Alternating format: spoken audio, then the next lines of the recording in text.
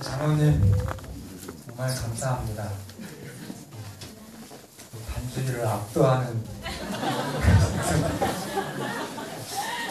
한 번 더 하셔야했으면 좋겠어요.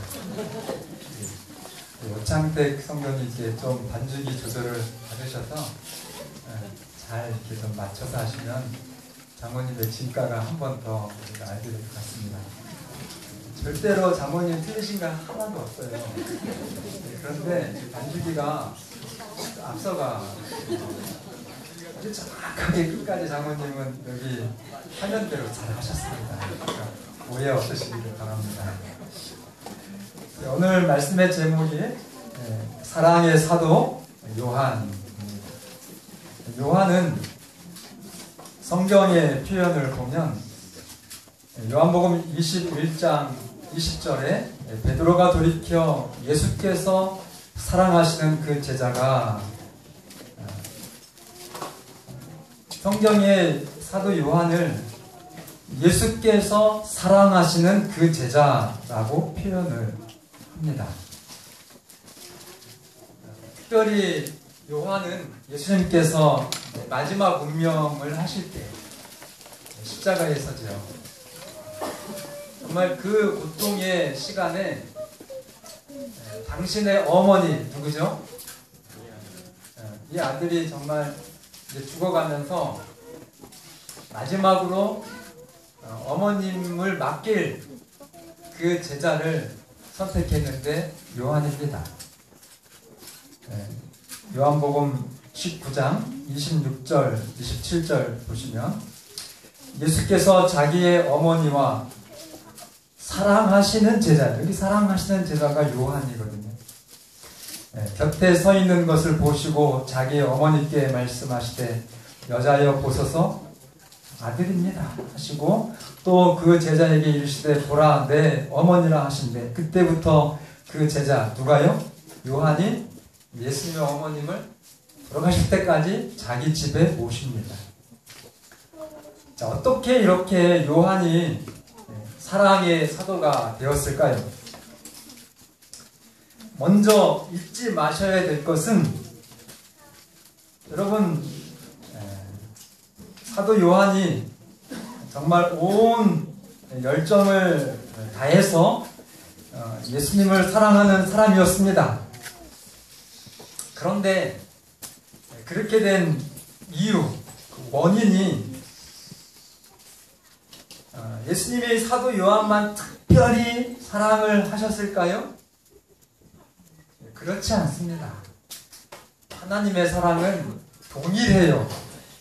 그런데 그 12 제자 중에서 사도 요한이 가장 그 하나님의 사랑을 깨닫고 반응한 것입니다. 그래서 여러분과 제가 사도 요한 같은 사랑의 제자가 되시려면 먼저 하나님의 사랑을 알고 받고 경험하셔야 된다고 하는 것 꼭 기억하시기를 바랍니다. 하나님의 사랑을 여러분들이 받아야 그 결과로 여러분과 저에게 사랑이 나타납니다. 그래서 엘렌 화이트는 요한은 마치 포도나무가 우뚝 선 기둥에 매달리는 것처럼 예수님께 매달렸다 그랬어요. 여러분도 마치 포도나무가 정말 이 우뚝 선 기둥에 매달려서 풍성한 포도가 열리는 것처럼 예수님께 매달리는 여러분과 제가 되기를 바랍니다. 그러니까 예수님 십자가에서 이제 장사 지내고 사흘 만에 부활하셨죠. 그 부활한 날 일요일 아침에 제일 먼저 달리기를 해서 간 사람들이 두 사람이에요. 베드로와 요한. 그래서 똑같이 출발했는데 가면서 누가 앞질러 갔냐면 요한이 앞질러 갑니다. 제가 볼 때는 실력은 베드로가 더 좋았을 것 같아요. 이 어부 출신에. 그리고 베드로가 요한이 막내였었거든요. 그런데 그만큼 예수님께 대한 애정이 간절해서 보고 싶은 그 마음이 강해서 베드로를 추월해가지고 부활한 예수님을 만나러 간 그 요한. 그런데 이 요한은 타고난 천성으로 보면은 이렇게 표현합니다. 교만하고 주제넘고 명예욕 강하고 야망이 있고 급하고 화 잘 내고 복수심이 있었다. 꼭 누구 같아요? 나 같다고 그렇게 말씀하셨어요. 저 같아요. 그래서 이 요한의 그 형제의 별명이 있는데, 별명이 혹시 기억나요? 예, 우레의 아들이다. 우레라고 하는 거는 천둥 벼락 뜻하거든요. 얼마나 성격이 급하고 화 잘 내고 그러든지, 저 사람은 뭐 어떤 사람이다? 벼락의 자식이다. 이렇게 벼락같이 그런 성격을 가졌습니다. 그래서 분노 조절 장애를 가지고 있었어요. 그런 것 같아요. 그래서 이 한 이야기가 있는데, 누가복음 9장을 보시면 예수님을 홀대하는 사마리아의 한 마을에 대해서 이 요한과 야고보 그 형제가 예수님께 뭐라고 하냐면, 누가복음 9장 54절 보시면, 주여 우리가 하늘로부터 불을 명해서 저 마을을 없애버리시디요, 멸하시디요, 이렇게 표현을 합니다. 근데 55절에 보면은 예수님께서 그 요한을 꾸짖으시는데, 킹 제임스 버전이라고 조금 더 성서의 원어에 가까운 표현 그 버전을 그 성경을 보시면, 이 예수님을 홀대했던, 사실은 뭐 예수님을 당연히 환영하고 정중하게 영접해야 하는 것이 맞기는 맞지만, 그러나 아직 변화되지 못해서 예수님을 정말 홀대하는 사람들이 많이 있죠. 여기 교회 밖에 나가도 예수는 뭘 이렇게 하면서 하는 사람들이 꽤 있어요. 근데 그 사람들을 향해서 막 불로 멸망시키라 이렇게 얘기했을 때, 요한 입장에서는 그 말하면은 예수님이 칭찬하실 줄 알았어요. 근데 예수님이 꾸짖으셨다고 그랬어요. 그러면서 이 킹 흠정역에 보면은, 너희가 마귀의 영에 속했다, 정신을 못 차리는구나, 이렇게 말씀하십니다. 여러분, 사람을 강제로 믿게 하는 것은 전도가 아닙니다. 예수님의 일이 절대로 아닙니다. 아무리 옳고 좋은 것이라 할지라도 사람들을 개종시키기 위해서 양심을 강요하고 고통을 가하는 것은, 그건 예수님의 사역이 절대로 아닙니다. 누구에게 속한 거예요? 마귀의 영에 속한 겁니다. 예수님은 무엇으로 전도하셔요? 네, 사랑으로 마음을 얻습니다. 여러분, 예수님은요, 여러분과 저의 그 자녀됨을, 형제됨을 반쪽을 원치 않으세요. 전체를 원하십니다. 그러니까 전부 예수님의 자녀, 형제가 되어야 됩니다. 그렇게 하시려면 방법이 하나 있는데요, 절대로 여러분들이 이 방법 말고는 안 돼요. 억지로 의무로 하려고 하면 절대 안 되고, 오직 사랑으로만 됩니다. 그래서 예수님이 이 방법을 쓰시는 거예요. 여러분들이 누구를 전도하시려고 사랑으로 하지 않으시고 교회에 나오게 할 목적으로 하시면요, 여러분들이 그런 동기로 하시면 틀림없이 그 사람이 여러분들의 동기를 아셔요. 그래서 교회를 나와주기는 할 수 있어요. 여러분들이 막 별 수단을 다 동원해가지고 이렇게 하시면 받은 만큼 내가 나가줘야지. 침례는 받았는데 교인이에요, 아니에요? 교인 아니에요. 겉으로 침례는 받았지만 마음으로 거듭나지 않은 거죠. 여러분 잘 아시는 춘향전 아시죠? 춘향이의 애인이 누구예요? 예, 이두령이잖아요. 이두령. 이 춘향이와 이두령은 사랑의 관계입니다. 그런데 그 사랑을 억지로 빼앗으려고 하는 사람이 누구예요? 이게 변사또예요. 그 심지어 변사또가 춘향이를 데려다가 어떻게 해요? 감옥에 가둬서 수청을 들지 않으면 정말 목숨을 죽이겠다고 그렇게 하면서 그 판소리에 보면은 그 가녀린 소녀의 그 여자아이의 이게 곤장을 칩니다. 막 한대 치는데 뭐라고요? 일편단심 뭐 하면서 절대로 성하냐 또 한 대 치니까 막 더 이도령의 그 사랑이 더 강해지는 거예요. 사랑만이 여러분들이 예수님의 형제와 자녀가 될 수 있다고 하는 것 기억하시기 바랍니다.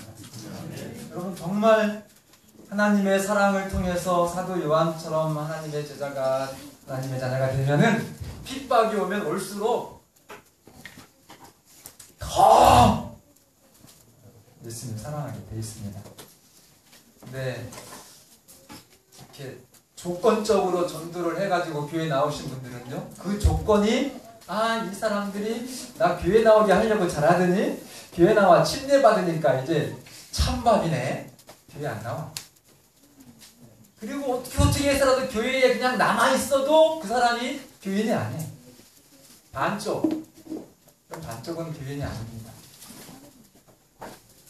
그래서 뭔가 이렇게 한다고 해도 하는 것도 아니고 안 하는 것도 아니고 그렇게 그런 가슴 아픈 신앙이 될 수가 있습니다. 여러분과 저도 정말 예수님처럼 사랑으로 전도하시기를 바랍니다. 이 사도 요한이 두 번째는 명예욕이 또 강했습니다. 명예 12명 중에서 내가 첫째가 돼야지. 어머니를 동원했죠. 머리가 좋은 것 같아요. 직접 얘기하면 건방지다 할 것 같으니까 어머니를 모셔다가 학부모 상담을 해가지고 예수님께 얘기합니다.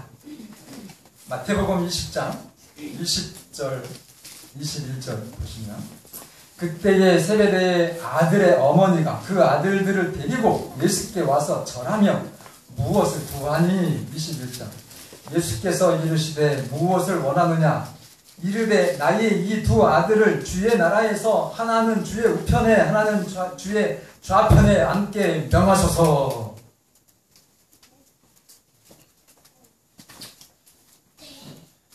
예수님이 어이가 없으셔서 22절에 너희가 구하는 것을 너희가 알지 못하는구나. 그 바람에 24절 보면은 다른 10명의 제자들이 듣고 막 전체가 다 흥분을 했습니다. 아니, 제일 막내둥이가 형님들을 제치고 뭐가 되겠다고?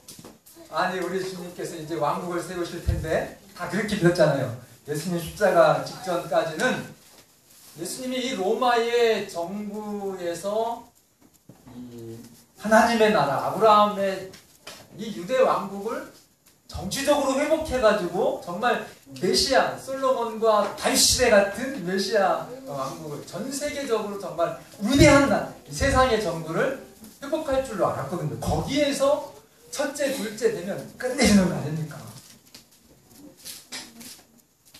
그랬더니 막 그 나머지 10명의 형들이 어떻게 했다는 거예요? 완전히 화가 나가지고 그렇게 해서 예수님이 두 아이에게만 그 어미에게만 교훈하지 않으시고 전체적으로 다시 한번 교훈을 하십니다. 그 말씀이 25절이에요. 나의 나라는 세상 집권자들이 부리는 권력도 세력도 아니다. 26절, 27절까지입니다. 28절까지 같이 살피겠습니다. 26절 보시면 너희 중에 누구든지 뭐 하고자 하는 자는 정말 여러분 하나님의 나라에서 높은 자리에 차지하기 위해서는 높은 자리가 되기 위해서는 이렇게 하시기를 바랍니다. 너희를 섬기는 자가 되고. 아멘입니까? 27절 너희 중에 누구든지 으뜸이 되고자 하는 자는 너희의 뭐가 되어야 하리라? 아멘입니까? 이거 정말 아멘입니까? 왜 또 두 번째 아멘은 적어요? 더 커져야 되는데. 27절은 같이 읽겠습니다. 28절은 다 같이 읽겠습니다. 시작. 인자가 온 것은 섬김을 받으려 함이 아니라 도리어 섬기려 하고 자기 목숨을 많은 사람의 대성물로 주려 함이니라. 여러분, 이것을 깨닫고 받으시면 세상 인생이 되게 편해집니다. 정말 여러분, 하나님이 주시는 평화가 무엇인지를 경험합니다. 그 선물을 받으시기를 바랍니다. 꼭 놓치지 마세요. 정말. 이 마태복음 28절에 있는 이 말씀을 여러분들이 진정으로 이해가 되시고 여러분들의 신앙의 삶에 이것을 받으시면 도가 트게 됩니다. 목사님 수준으로 여러분들이 저보다 더 훌륭한 하나님의 자녀가 되실 수 있으세요. 가장 행복한 사람이 됩니다. 맞습니까? 하나님은 하나님의 말씀을 너희의 행복을 위해서 오늘날 너희에게 주는 내 말씀, 내 명령을 지킬지어다 그랬잖아요. 이 말씀 지키면 가장 행복한 사람이 된다는 것 믿으시기를 바랍니다. 가장 행복한 인생을 사시고 가장 평안한 인생을, 정말 비행기를 타나 배를 타나 아이스가 어떻게 되나 북한에서 뭐가 포를 쏘나 정말 장모님 기도 맞다나 하늘이 썩든지 땅이 썩든지 가장 완벽한 평강 가운데 여러분과 저의 지상의 삶이 됩니다. 엘렌 화이트는 이렇게 말합니다. 하나님 나라의 지위 곧 면류관과 보좌는 예수 그리스도를 통한 자아 정복의 결과다. 그러니까 우리 자신이 완전히 죽고 나를 이기고 내 자신, 내 자아를 정말 싸워서 이기고 그리고 예수님을 모실 때 그것이 하늘의 영광이요 하늘의 면류관이다라고 하는 거예요. 자꾸 땅의 것을 여러분 생각하지 마세요. 똑같은 표현을 요한계시록 3장 21절에는 이기는 그에게는 내가 내 보좌에 함께 앉게 하여 주기를 내가 이기고 아버지 보좌에 함께 앉은 것과 같이 하리라. 아멘입니까? 여러분, 예수님이 이기시고 예수님이 아버지의 보좌와 함께 앉는 것처럼 오늘 여러분과 저를, 조건이 있어요. 어떤 사람이요? 이기는 여러분과 저에게는 똑같이 하나님의 보좌에 예수님이 함께 앉은 것처럼 오늘 여러분과 저를 함께 해주시겠다고 약속하셨습니다. 이기시기를 바랍니다. 뭘 이겨야 돼요? 막 싸워가지고 세상의 사람들하고 싸워서 이겨야 돼요? 그 얘기 아니에요. 그거 이기시려면 여러분을 이기셔야 돼요. 여러분 자신을 정말 철저하게 자아와의 싸움에서 이기셔서 여러분 안에 온전히 예수님이 사시는 여러분과 제가 되기를 바랍니다. 그래서 이 사랑에 예수님을 모셨기 때문에 이제 사랑의 사람이 되는 거죠. 이 사람들은 예수님처럼 모든 사람을 위해서 사는 것입니다. 내가 죽는 날까지 이 땅에 내 주변에 있는 사람들, 그들을 위해서 수고와 희생을 아끼지 않고 그들이 하나님의 나라에서 예수님 가장 가까이 서는 내 오른편과 우편에 있는, 좌편에 있는 그런 사람들이 될 것입니다. 사도 요한에 대해서 한 주석가의 표현을 했습니다. 악한 사도 요한에 대한 표현이에요. 악한 성질, 복수하고자 하는 욕망, 비평하는 정신이 요한의 전부였다. 근데 이 요한이 변한 것입니다. 이 요한의 품성의 변화는 그야말로 교회의 참 헤아릴 수 없는 값진 교훈이 됩니다. 어떤 값진 교훈이에요? 그렇게 천성적으로 정말 벼락 같은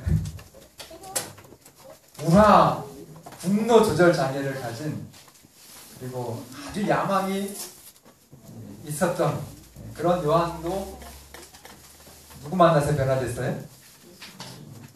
예수님을 믿고 교회에 나오면서 변화가 됐으면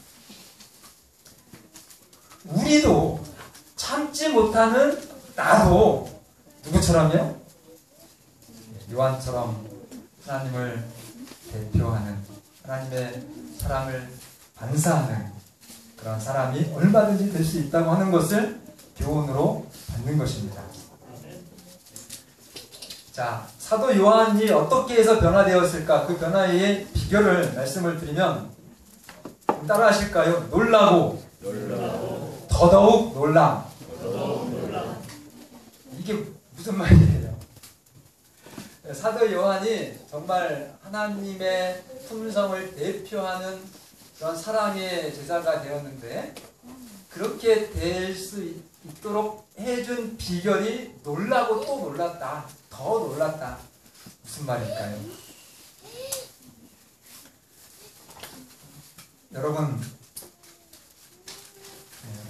요한은 아까 제가 말씀드렸던 예수님을 홀대했던 사마리아의 동네를 막 불사릅시다 이렇게 했을 때 요한이 예수님께 칭찬을 받을 줄 알았다가 그 말을 듣고 예수님이 괴로워하시는 것을 보고 요한은 1차로 놀랍니다. 그래서 여러분들이 교회에 나오셔가지고 또 안실학교 교과 시간에 또 성경을 보시고 여러분들이 정말 하나님의 말씀들을 읽으시고 들으실 때에 놀라시기를 바랍니다. 지금 보니까 다 좋으시지 놀라시는 분이 별로 없는 것 같아요. 그런데 여러분 많이 놀래야 됩니다. 여러분 내 생각과 예수님의 교훈이 다를 때 무시하지 마시고 그냥 넘기지 마시고 충격을 받으시기를 바랍니다. 자기는 다 때려 부셔야 맞는 건 줄 알았거든요. 그게 예수님께 충성하는 것인 줄로 그렇게 알았습니다. 근데 예수님은 네가 마귀에 지금 영이 들어갔구나. 그래서 정말 충격을 받았어요. 그래서 이 사도 요한이 내가 섬기는 예수님은 원수를 갚는 그런 하나님이 아니시고 원수를 사랑하는 하나님이시구나 라고 하는 것을 깨닫게 되고 드디어 그 속 좁은 그런 자기의 천품을 예수님의 정말 넓은 아량이 있는 넘치는 그런 동정심이 있는 제자로 바뀐 것입니다. 승질내지 마시고 여러분 놀라시지 않고 기분 나빠하시면 더 이상 성령이 안 오십니다. 여러분 많이 놀라시고 그걸 기뻐하시면서 이렇게 내가 내 생각이 틀렸구나. 그 기별을 가지고 싸우시고 기도하시고 이렇게 하시면서 정말 예수님처럼 닮아져야 되겠다라고 하는 그 각오가 오늘 여러분과 저의 신앙이 되어야 되겠습니다. 저 뒤에 있는 분이 교회에 나오시면서 지금은 요즘도 좀 놀라시나 처음에는 막 놀라셨어요. 목사님 제가 정말 이 하나님이 세상을 창조했다고 하는 창조주 하나님에 대해서 놀랐습니다. 그러더니 또 조금 있다가 목사님 제가 밤에 책을 보다 보니까 다니엘서를 그 아이작 뉴턴 그 과학자가 연구했네요. 놀랐습니다. 하나도 안 놀래고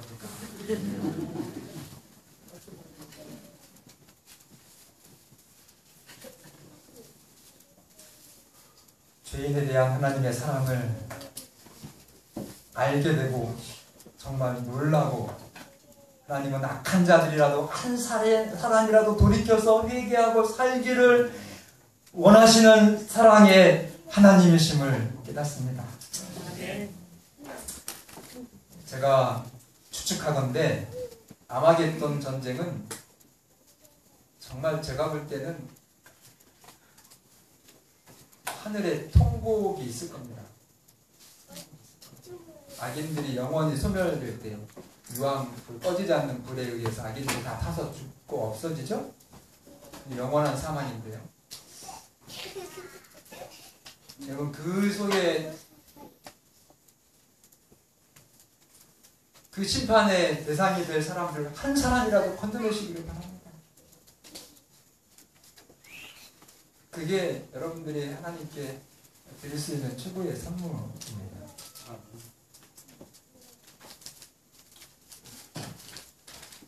요한이 두 번째까지밖에 못하겠어요. 좋으시는 바람에 진도가 많이 안 나가잖아요. 네? 요한은 자신의 과오를 시인하고 받아들였습니다. 어떻게 했다고요? 자기 잘못을 시인을 하고 그것을 받아들이는 사람.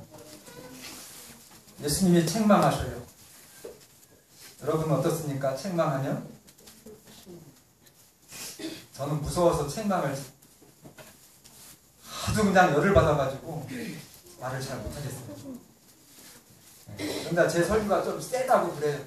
안식일날 또 화요일날 금요일날 이렇게 저녁에 제 설교를 잘 여러분들이 아멘 하시면서 들어줘서 정말 감사합니다. 사도 요한은 그 예수님의 책망 여러 번 잘못했잖아요. 실수를 하고. 그래서 그때마다 예수님이 책망을 하셔요. 그러면 사도 요한은 그 책망을 정말 한 마음으로 그 책망을 받아들이고, 그리고 자신의 그 품성, 그 모진 그 천성을 바꾸기 위해서 투쟁을 합니다. 싸움을 싸워요.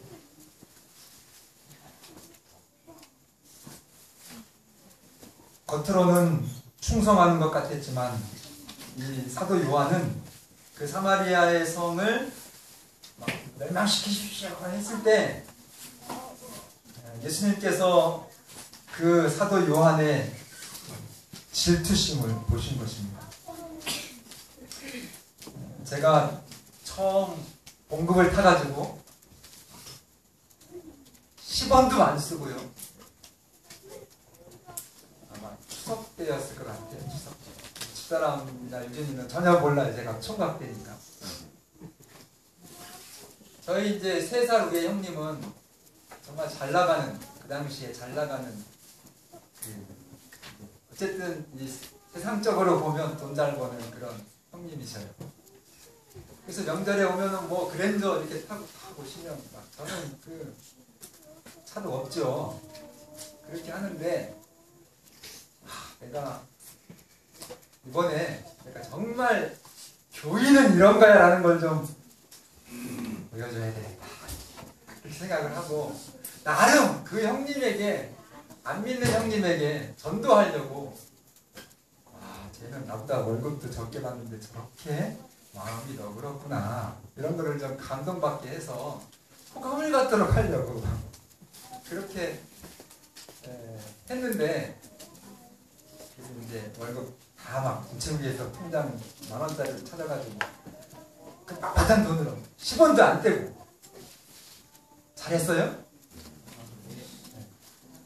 다 담아가지고 그거를 형수님, 어머니 제 어머니 거 한 봉투, 형수님 거 한 봉투, 누님 거 한 봉투, 이렇게 직업이 없는 분들에게 해가지고 그것도 몰래 줬어야 되는데 말이야. 명절 아침에 수요일에 딱 들고 제일 조카들까지 다 보는데 어머니 탁, 형수님, 어머니를 형수님이 오셨거든요. 형수님 탁, 그리고 이제 그 누님에게 이렇게 해가지고 봉투를 두툼한 봉투를 3개 넣는 거. 그래서 막 그날 엄청나게 하나님께 좋은 일을 한 줄 알았습니다. 근데 명절 지나고 나서요, 다음에 제 바로 위에 형님, 전도하려고 했던 그 형님이 저한테 오셔가지고, 동생아, 어렵게 다음부터는 그렇게 하려고들 좀 은밀히 하면 안 되겠니? 그러니까 이 형님이 그날 저는 그 형님한테 예수님 믿는 사람은 이렇게 뭐 사랑이 극진합니다. 뭐 자기 희생이 이렇게 큽니다라고 감동을 주고 전도하려고 했다가 창피를 준 거예요, 형님한테. 나는 그때 그 형님의 그 표정과 그 어렵사리 저한테 말하셨던 그 동생아, 다음부터는 은밀하게 하면 안 되겠니? 그 말이 얼마나 가슴에 찔렸는지요. 제가 진짜 이 사도 요한처럼 충격을 받았습니다. 그렇게 창피한 짓을 했구나. 말로는 오른손이 하는 일을 왼손이 모르게 하라 했는데 결과적으로 보니까 제가요 예수님을 아주 엉터리로 전한 겁니다. 전도는 무슨 전도요? 전도문이 막혀버렸죠. 예수님께 수치를 돌렸습니다. 그래서 여러분 정말 예수님처럼 사랑으로 하나님의 풍성을 전하시는 여러분과 제가 되기를 간절히 바라면서 말씀을 줄이겠습니다. 네.